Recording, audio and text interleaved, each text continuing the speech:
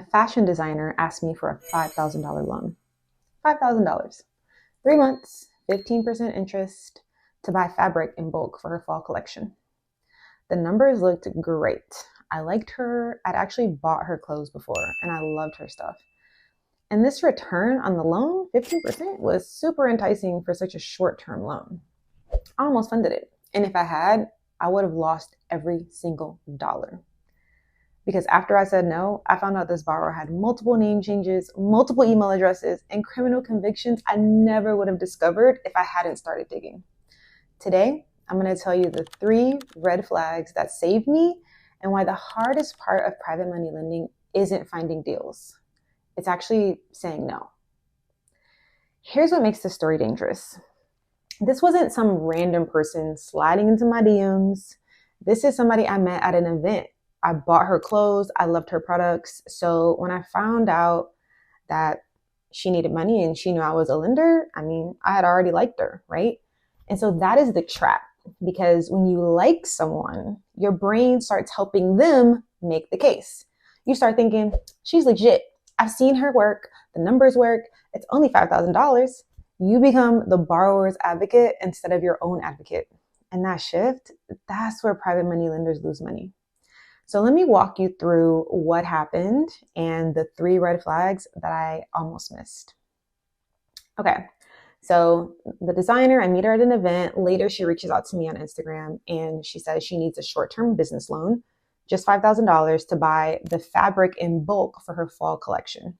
So apparently buying it in bulk would be cheaper than how she normally does it, which means she'd have a lot of money left over, higher profits, she'd finish the collection on time, and she would pay me back with interest. 3 months, monthly payments, 15%.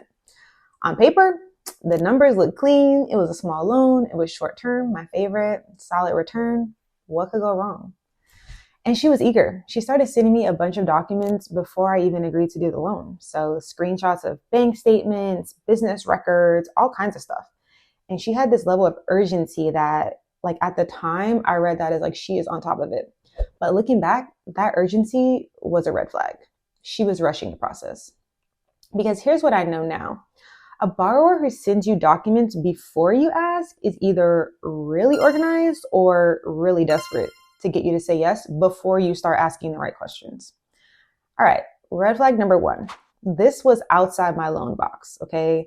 It was totally out of my wheelhouse. If you don't know what a loan box is, it's simply the criteria that you use to decide whether you're going to fund a deal and whether you're going to say, I don't know anything about that, right? So my loan box is real estate, fix and flips, general contractors, restoration companies. I know these industries. I know how to underwrite these types of deals. I know what the collateral is worth. I know what the exit strategies look like, etc., right? Fashion, I don't know one thing about the fashion industry. I don't know how fabric supply chains work. I don't know what happens if her fall collection flops and nobody buys the clothes. I don't know if buying fabric in bulk actually saves money in the industry or if it's just what she said. And most importantly, I wear leggings almost every single day. I have zero fashion sense, people, okay? So funding a loan in an industry I don't understand, because I almost did, okay? The numbers look that good that I really started rationalizing, like, it's only $5,000. The return is great. Like, how risky can it be? And the answer is very risky, because when you don't understand the industry, you cannot properly evaluate the risk, period, okay? Red flag number 2, no collateral. Now, this person had no collateral to provide for this deal. And in every real estate loan that I fund, I have a security instrument. That means if the borrower does not pay, I can foreclose on some sort of property and get my money back, right?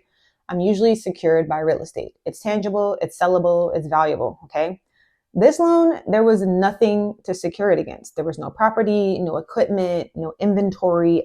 It would have just been a personal guarantee, which sounds good and official until you realize that a personal guarantee is just a promise to be personally responsible if things go south. And if that person has no assets, then a promise is all you got, okay? Now, some of y'all are thinking, okay, Ashley, it was just $5,000. So who cares about collateral? And that is exactly the problem, okay? The smaller the loan, the easier it is to trivialize it and skip the process. But a bad $5,000 loan still costs you $5,000.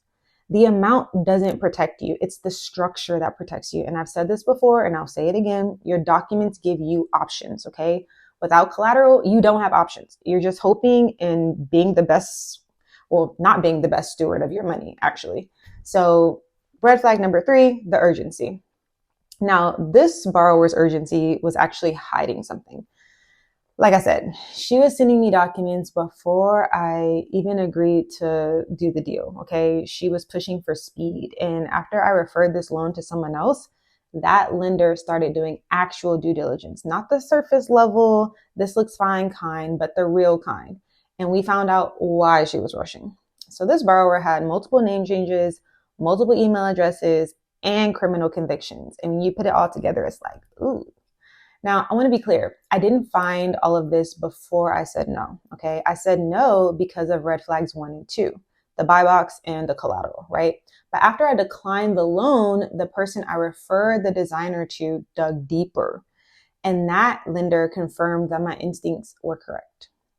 And this is the part that scares me, right? Because if I had funded this loan based on the numbers alone, and they look great on paper, I would have handed $5,000 to someone with a track record of deception, okay?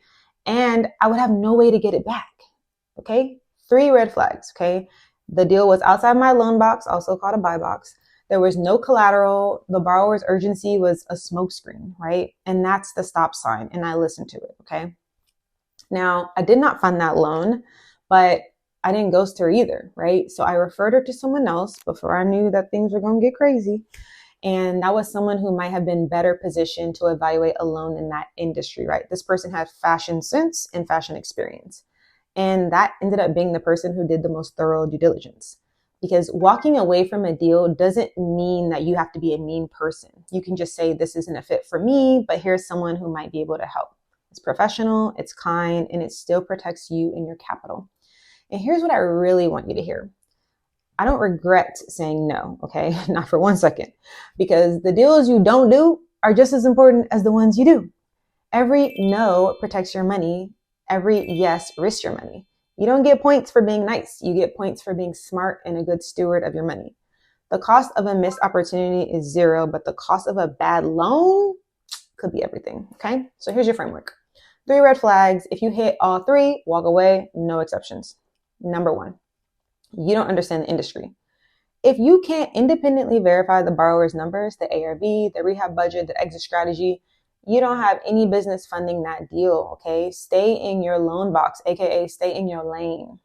Number 2, there's no collateral. If you cannot secure the loan against a tangible asset, you are making an unsecured personal loan. That's not private money lending, that's gambling with a few extra steps, okay? Get a security instrument and perfect it, or don't do the deal, period. Number 3, the borrower is rushing you. A good borrower wants you to feel confident. A problematic borrower wants you to feel like the clock is ticking, okay? Too much speed in private money lending kills. The best deals survive due diligence. The worst ones try to outrun it, okay? Those are the 3 red flags, your stop signs and your warnings. If you want to learn how to evaluate deals the right way, the documents, the due diligence, the protections, grab my private lending starter guide. The link is in the description. And if you want to see what happens when a borrower defaults, but you handle it the smart way, I'll link that video here as well. Drop a comment. Have you ever almost done a deal and you're glad you walked away from it? Okay, let me know. I would love to hear it. I read every single comment. If you're new here, subscribe. I share the real unfiltered side of private money lending, real estate investing, and wealth building while still working a full-time job. Stay encouraged, y'all, and I'll see you in the next one.